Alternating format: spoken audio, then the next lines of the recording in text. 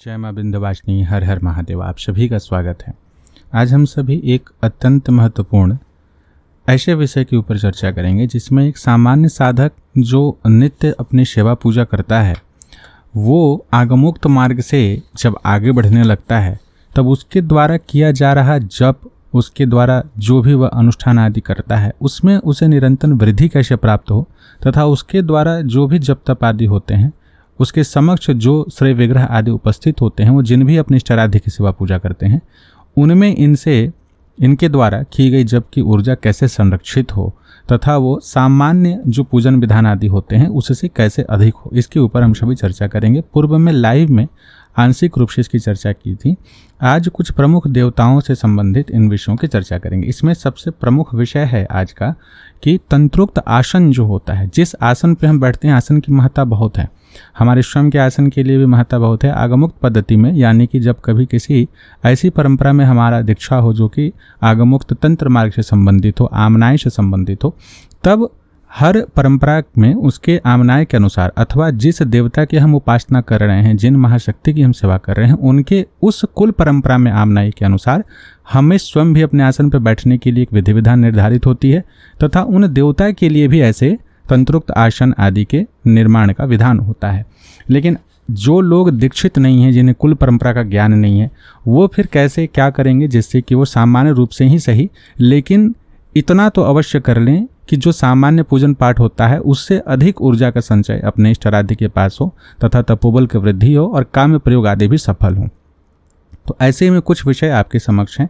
सबसे पहले तो यह जान लीजिए कि 3 प्रकार के आप अपने इष्टाराध्य के निमित्त जो है यंत्र से संबंधित, विग्रह से संबंधित तथा इसके साथ साथ में गुटिका कहते हैं उससे संबंधित आसन यंत्र का निर्माण कर सकते हैं। या फिर आप इसे यह समझ लीजिए कि यह एक ऐसा माध्यम है जहाँ पर आपके द्वारा किया जा रहा समग्र जप उस जगह एकत्रित होता है, केंद्रित होता है तथा जब कभी आप काम प्रयोग करते हैं तो वहीं से ऊर्जा का ह्रास या क्षय होना आरंभ होता है। यह सिर्फ और सिर्फ बिल्कुल आरंभिक अवस्था का विषय है। जब आप एक विशिष्ट पद्धति के द्वारा किसी भी गुरु परंपरा से दीक्षित होते हैं और आपके गुरुदेव आपके ऊपर वैसे कृपा करके इन विषयों को जब बताते हैं, तब उस गुरु मंडल से संबंधित जो शक्तियाँ होती हैं वो आपसे जुड़ जाती हैं। फिर यह ऊर्जा अक्षय स्वरूप को धारण कर लेता है।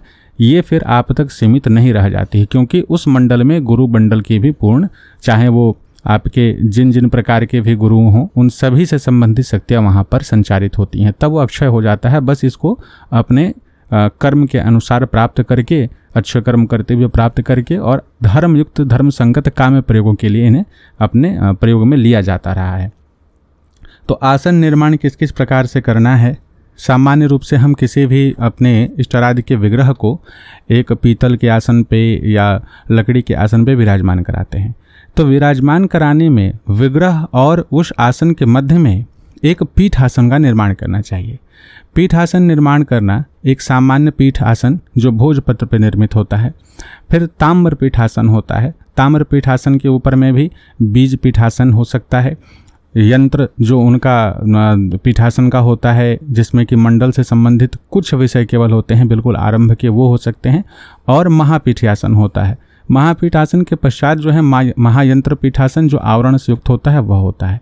तो यह 3 से 4 प्रकार के प्रमुख आसन है। तो सबसे पहला जो आसन है जो हम लोग भोजपत्र के ऊपर निर्मित कर सकते हैं, वह हर कोई कर सकता है।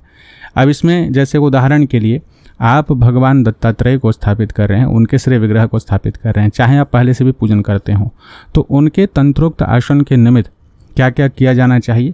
तो सबसे पहले इसमें किन किन चीज़ों की आवश्यकता पड़ेगी? आपको देवता के स्वरूप को देखना है।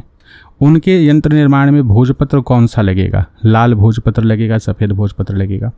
कलम किस वनस्पति का बनाना है? स्याही कैसे बनानी है? किस नक्षत्र में उनका निर्माण होगा? बीज मंत्र कौन सा रहेगा?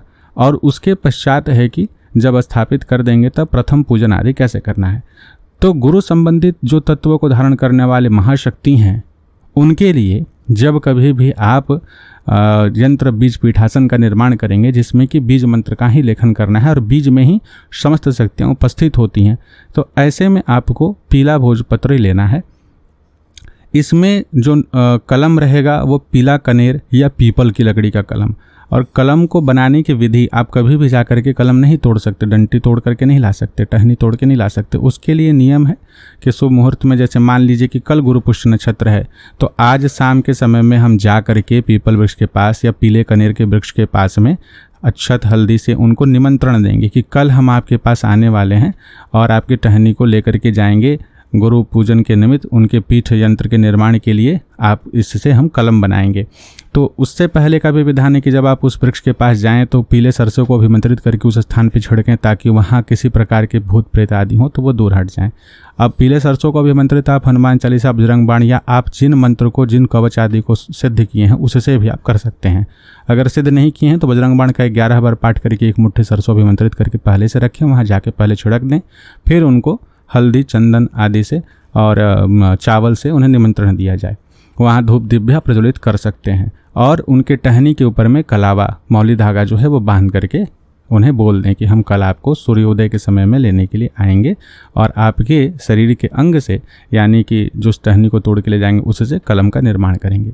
जब आप यह सुरक्षा का विधान, जो पीला सरसों छिड़कने वाला विषय है, ताकि वहाँ पे किसी प्रकार की प्रेत पिशाच शक्ति ना रहे, अगर आप ये नहीं करते हैं और गलती से वहाँ पे कोई वो, और इसीलिए कहा गया कि निर्जन क्षेत्र में जाके आप यह ना करें, किसी अच्छे जगह का ही पेड़ पौधा का चुनाव करें जहाँ की आपको जानकारी हो। अन्यथा जब आप निमंत्रण देंगे तो वहाँ उपस्थित जो ऐसी ऊर्जा है जो कि नकारात्मक है, भूत प्रेत है, डाकनी आदि है, कोई वीर है, वो अभिमंत्रित हो जाएगा, वो निमंत्रित हो जाएगा और वो फिर चला आएगा आपके साथ साथ में, तो दिक्कत हो जाएगा। तो इसलिए ध्यान रखना चाहिए इस विषय में। बिल्कुल ये आपकी अपनी जिम्मेदारी है, हम सिर्फ इन्फॉर्मेशन दे रहे हैं, ध्यान रखिएगा।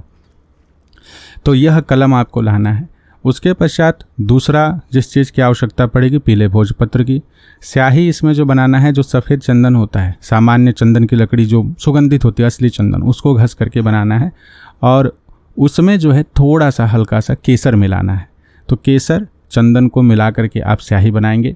गुरु पुष्य नक्षत्र रहेगा और उसमें आप एक अष्टदल कमल बना करके, या फिर जब भगवान दत्तात्रेय के निमित्त बना रहे हैं तो एक त्रिकोण बनाएंगे, सीधा त्रिकोण जिसमें बेस आधार नीचे होता है, वो सीधा त्रिकोण, और उसमें भगवान दत्तात्रेय का जो बीज मंत्र है, एकाक्षरी बीज, उसे उसमें अंकित कर देंगे, जो द्राम होता है।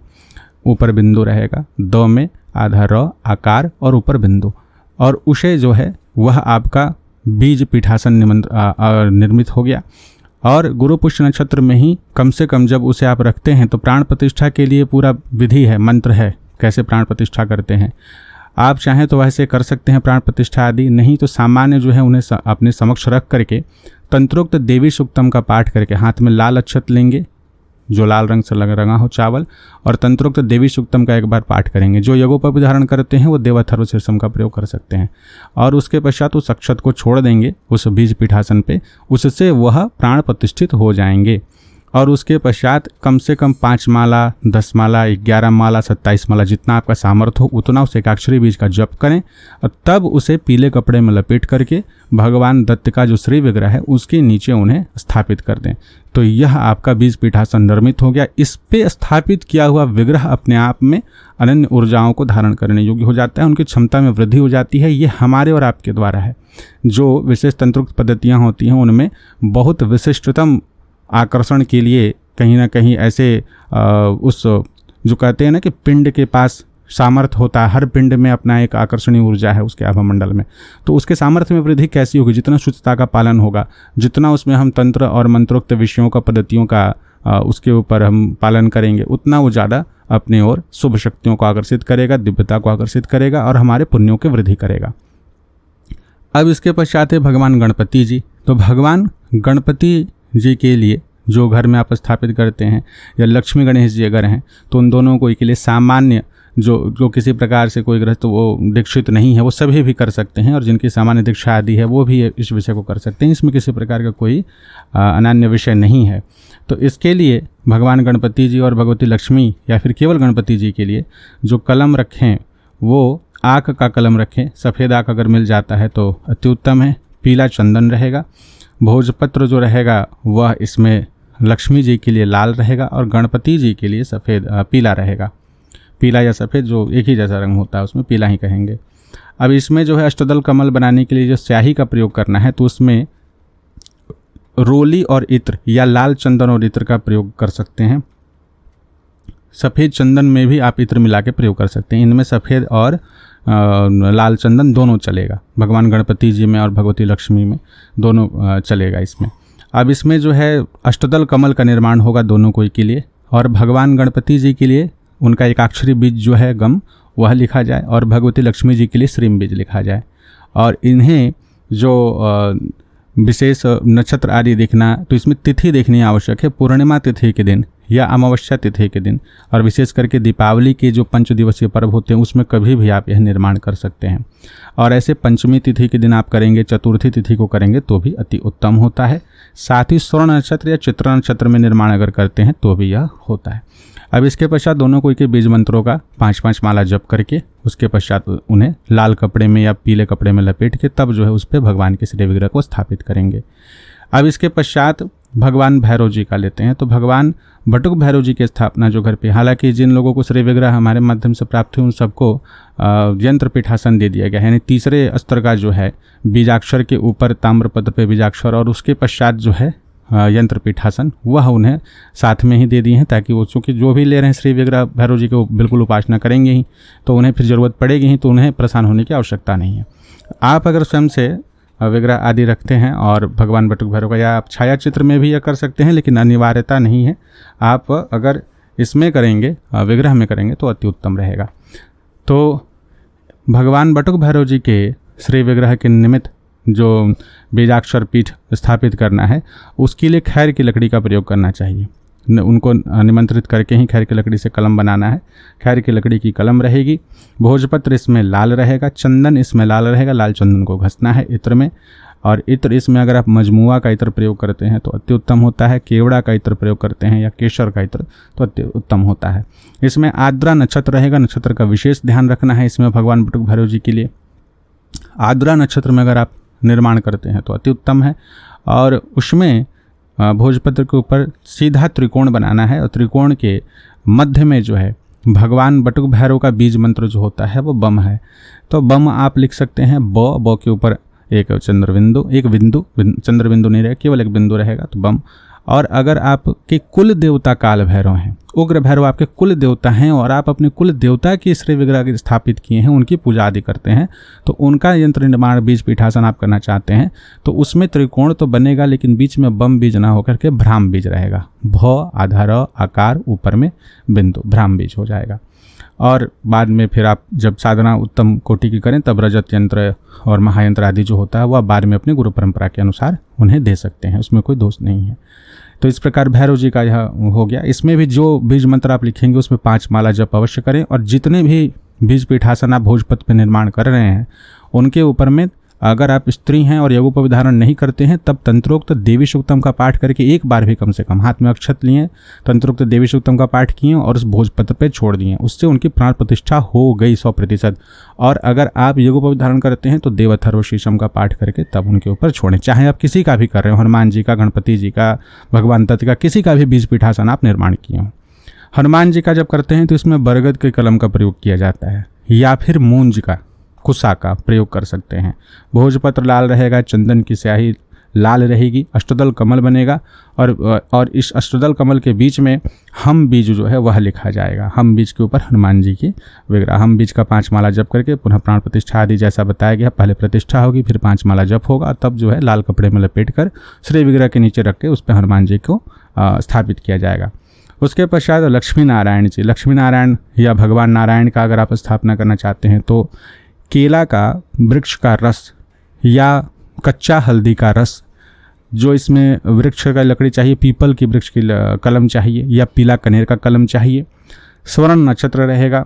और इसमें लक्ष्मी नारायण के निमित्त दोनों कोई के लिए, चाहे आप नारायण की भी स्थापना कर रहे हो तो या भगवती लक्ष्मी की भी कर रहे हो तो दोनों कोई का जो बीजाक्षर रहेगा श्रीम रहेगा, अष्टदल कमल के बीच में श्रीम बीज की स्थापना, श्रीम बीज को लिखना है और उनका ही प्राण प्रतिष्ठा करके देवी सूक्तम या अथर्व शीर्षम से और 5 माला जप करके तब उन्हें स्थापित करना है।